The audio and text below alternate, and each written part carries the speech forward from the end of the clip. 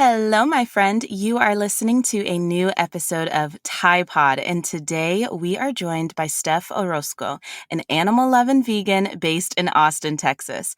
Now, while she's married to the love of her life, he is still second in command to her dog, Millie. She's an Enneagram 1 through and through, which means she is known for being responsible, honest, and improvement-oriented, and she's a passionate advocate for social justice and human rights. When she's not curled up with her rescue pup, Steph can be found pushing herself through early morning Peloton rides, loving on her nephews and niece, and seeking adventure through travels with her new husband. She's also the CEO of Scaling with Heart, and she believes that infusing heart into every level of your business is the key to significantly and confidently scaling. So as you can see, there is a reason that we brought Steph on today. We're going to talk about the ways that you can really infuse heart-centered service into your business and how that's really going to take things to the next level for you. So if you are as ready for this as I am, kick back, turn up the volume, and let's get into it.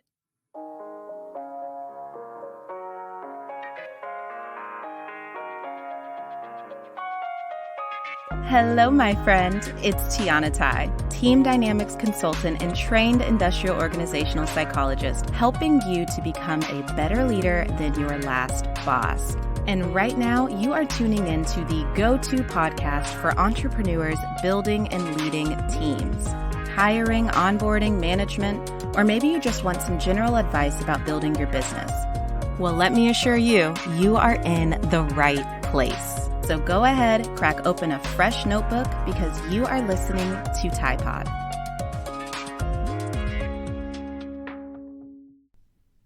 I've got to take just a quick second to ask you for a serious bit of support. Pod would not be possible without your reviews, your comments, and just all of the positive feedback that we've been receiving so far. So if you haven't already, please go on, hit subscribe to make sure you're not missing out on any of this good and free content, and also be sure to leave a review. You may think that I'm not looking at them, but I swear to you, my friend, I read every single review, and it just makes my heart so happy. So if you haven't already done so, hit pause, leave a review, and then let's get back to the goodness. Alrighty, Steph, thank you so much for joining us here today. I'm really pumped for this conversation because we haven't talked about anything quite along these lines before. But before we dive into the business goodness, I would love it if you could give us, you gave us a bunch of details, but we want to hear a little bit more of the picture of, your journey in entrepreneurship and what things have been like for you thus far. Absolutely. Thank you so much for having me. I'm so excited to be here. So I own the business with my husband, Sam, and currently we help heart-centered entrepreneurs create a better client journey so they can increase profits, cultivate community, and scale confidently. And we do business differently by bringing more heart into all interactions. I started about 3 years ago as a virtual assistant. And, I've been a virtual support provider in different capacities for corporate companies, online businesses. I moved into an online business management role, and I've kind of seen the back end of so many different businesses.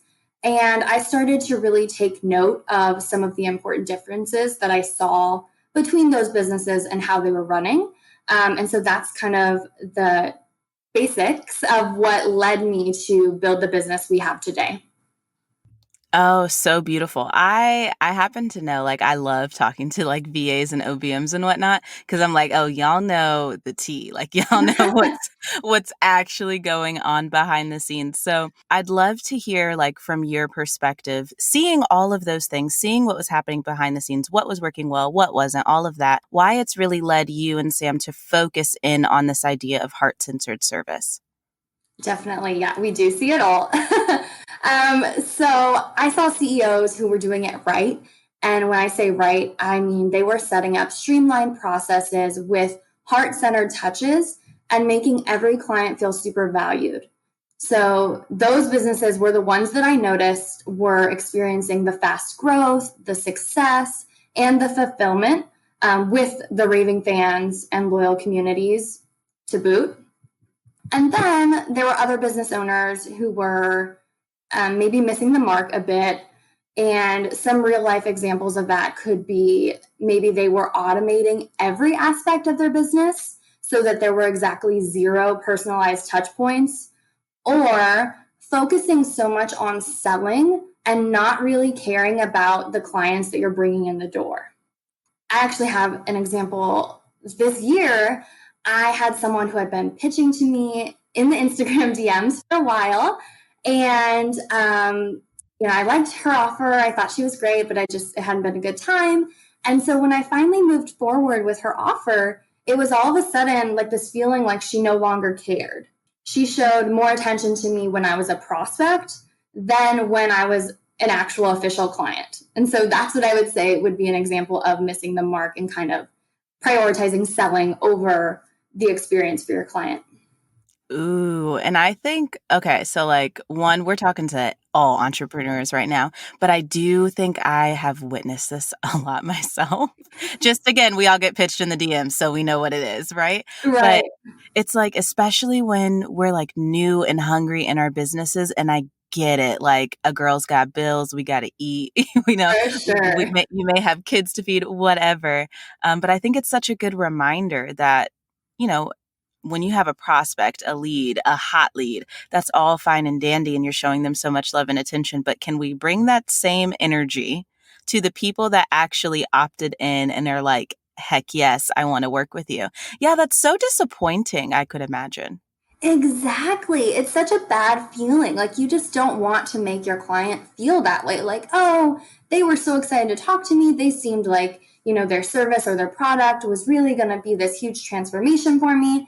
And now that I'm in it, not only do they not seem to be providing attention to me, but they don't seem to care whether I get that transformation or not. And to me, that's like, I would not be a repeat customer, I feel.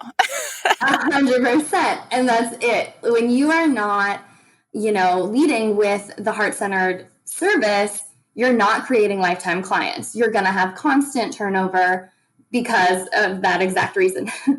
Oh man. So let's talk a little bit. I know like one of the things you were chatting with me earlier about is just the fact that when you're missing the mark in this way, it's really costing your business in a number of ways. And I feel like you've touched on it a little bit, but can you really break it down for us like what that cost benefit is looking like?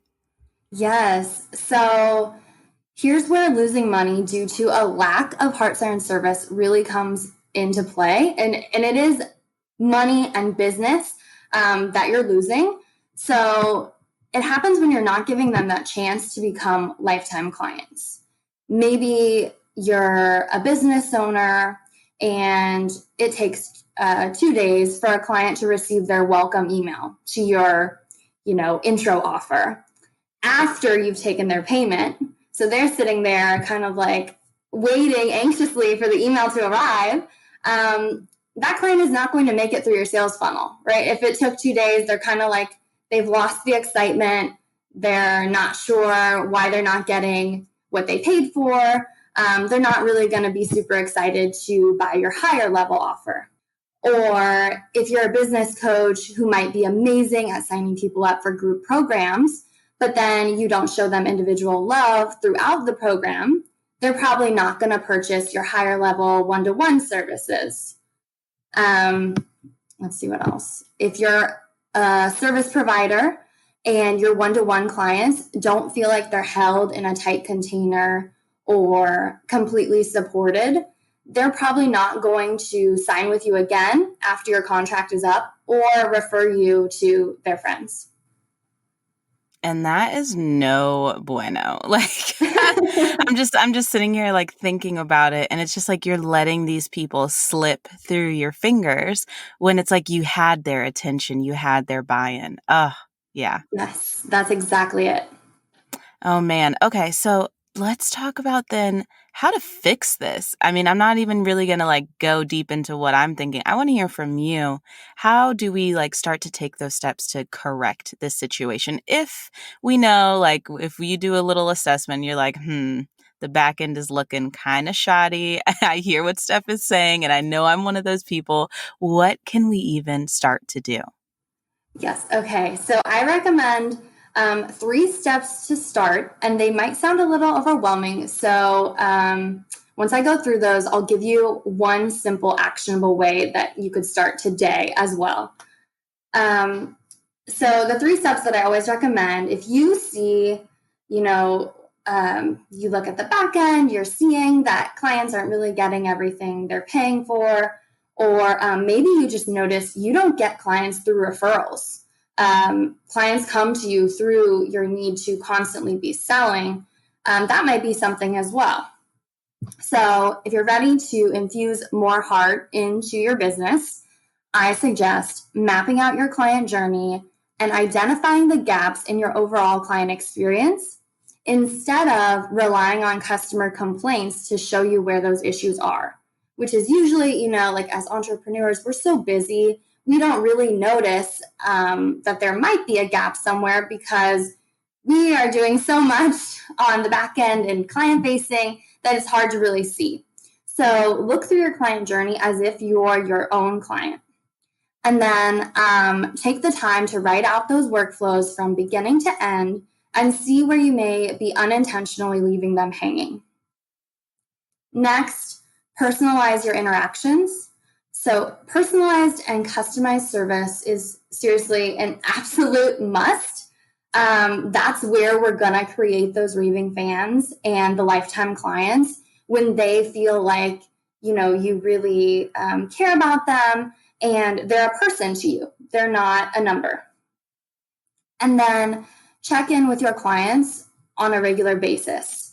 Some, depending on what you do, it might not be necessary to communicate with your clients constantly, but checking in with them on somewhat of a regular basis is just going to help them feel connected to you and feel good about the work you're doing. So I like to have a system in place for offering some extra value at no extra cost, or even just genuinely reaching out to see how they're doing, how they're feeling. And so, like I said, that might all sound a little overwhelming when you're thinking about how to get started with implementing.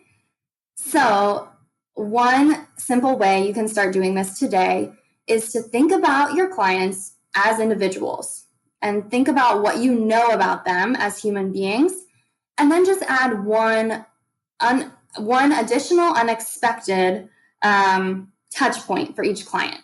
So maybe you make them a custom loom video. Say you're a web designer and you're halfway through the design. You could just say, hey, I'm just popping in to let you know how this is going. I wanted to show you around real quick and show you what we have. I'm still working on this and I'm so excited. Maybe you share an article that would be really helpful to them, send them a small gift, or seriously, just remember to ask them how their son's birthday party went. People really value that. Honestly, we do, because at the end of the day, I always say this with every topic I ever talk about. We are humans. And I think it's so simple sometimes. It's just be a nice human and things tend to work well. Yes, that's it. That's all of it. Oh, man. Okay. So you did break it down in terms of doing one simple thing, but have you ever come across people who are just very resistant to the idea of doing anything outside of, the super standard automations? Because I feel like in this space a lot, automations are a godsend, don't get me wrong. But I feel like we talk about them so much and it's automate your business so you have time to do this, so you have time to do that. And the emphasis on personal connection and touch point and whatnot gets a little lost in that message. So I'd love your perspective on it. It does. And there definitely are people who would rather, just have an evergreen funnel and just have everything automated where they don't have to touch it.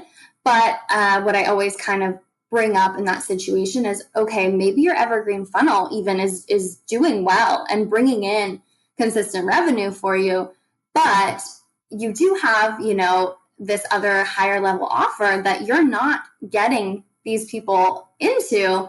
And so what could it look like? How much time would it really take if we want to do one personalized touch point in each of these?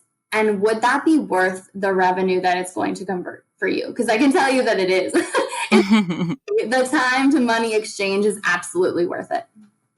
Yeah, what I was thinking about, I was thinking about this, and I'm really glad that you brought it up, which is kind of the difference in what you see being done at kind of that entry level offer versus some of the high ticket. So I know you just touched on that, but can you go a little deeper into that distinction?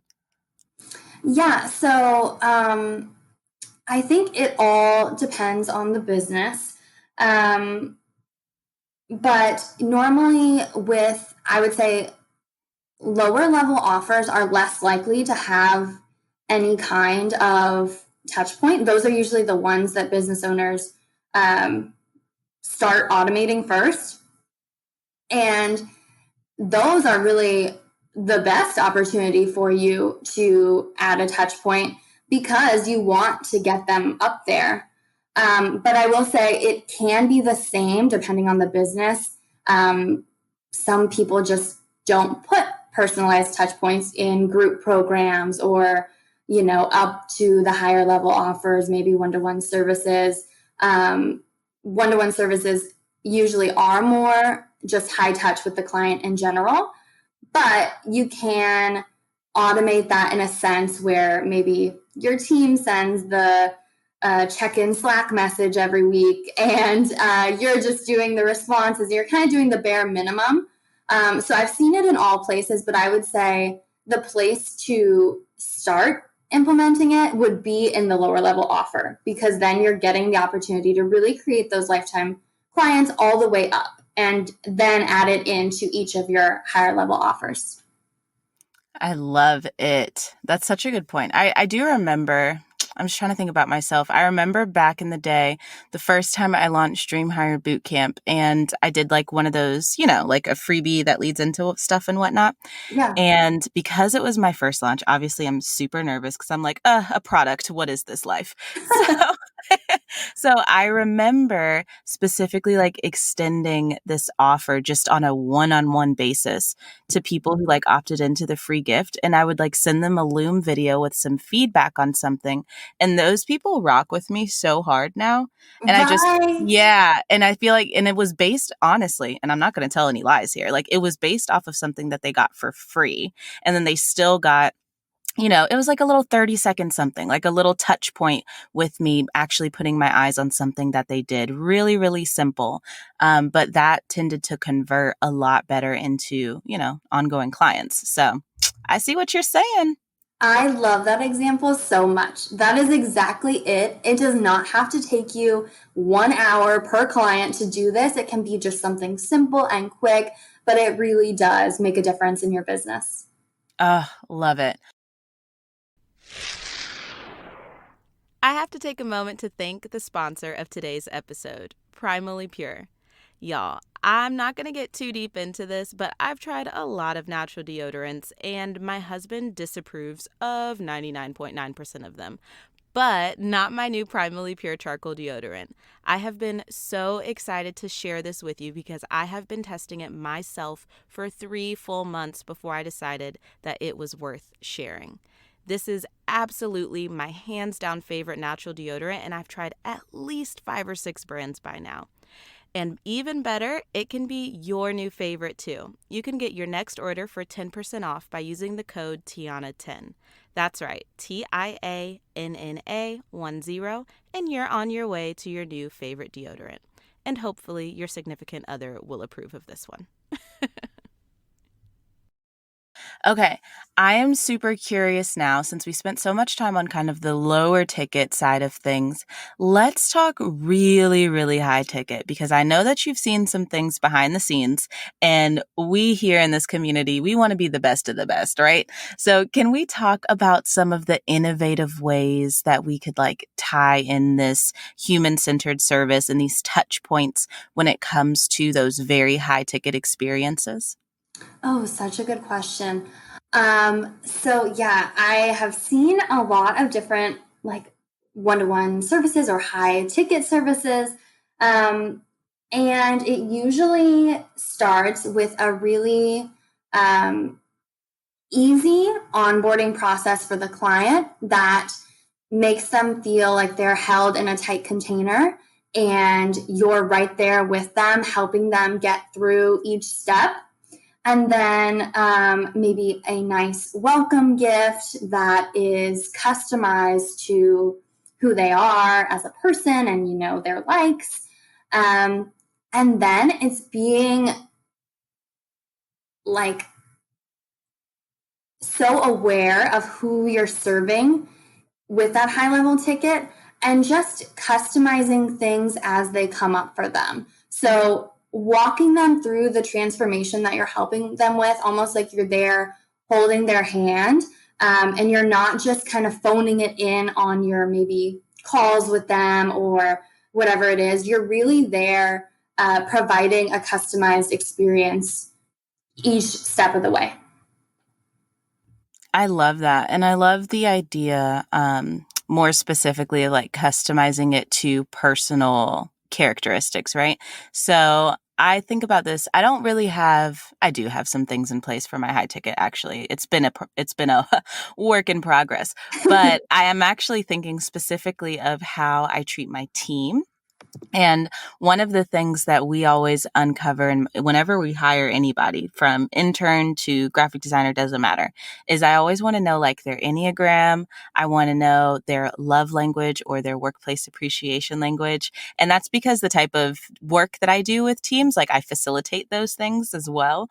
But I keep thinking as you're talking about this from, a token of appreciation perspective and whatnot, it could be really, really fun if you know little details like that, like what's their zodiac sign, when's their birthday, like all of those things could be cool. Yes, I love that so much. I actually have on my questionnaire for new clients, I ask them their Enneagram type 2. I think it's so fun to know that and so helpful. And yeah, I love that idea. Okay, this is like totally off the cuff and random, but have you ever considered, I don't know if this is the right question, but customizing or tweaking the ways that you're doing these touch points depending on someone's Enneagram? I have not considered that, but I love that. That's Okay, cool. I'm going to say something funny because okay, you messaged me a couple of days ago asking for questions and then I found out that you were a 1, right? And so so in my mind, I was like, "Oh, that makes so much sense." You know what I mean? Because like when I'm interviewing a 7, they don't care. They just show up. That is it. I am a 1 through and through. I like to be prepared. Yes. But it does make me think though, like if you know certain details like that about your clients, and obviously you'd have to be familiar with Enneagram, but we're saying with any little details you could customize in this way. So I'm thinking like if I had you as a client, Steph, right? And I knew you were a 1 and I know enough about ones, I could make sure to give you those details and like timelines and overviews and just like go the extra mile communication wise because I know that you respond well to that, you know? Yes, yes, I love this. Yes, that's such a cool way to think of it. I've never thought of it specifically with Enneagram, but yeah, that's it. Finding Oh, dude, information. not trying to like give you more work or something, but I think you should do like a series and like really dive deep with Enneagram because I love applying it Ooh, to all of the teamwork that I do, but I just think it can be used everywhere. ooh, I'm over here taking notes. Yeah, that's my selfish request on behalf of the entire Tide Pod community. I am on it. Oh man, that's so good. So I'm wondering, is there anything you wish I would have asked you? Because I've been digging deep with the questions, but I want to see if we missed anything. I think maybe the only thing I could elaborate more on is just the improvements and benefits people see in their businesses when they focus on loving their clients super well. Oh, paint the picture for us, please. That's really important. Yeah, so the more loved and supported your clients feel, the more they're really going to show that love right back to you. And this can look like, signing up for everything you offer, whether it's a program, a course, a service, sending all of their friends your way with referrals, maybe asking about your next offer before it's even available, like knocking on your door, like, when is the next thing? I'm ready for it.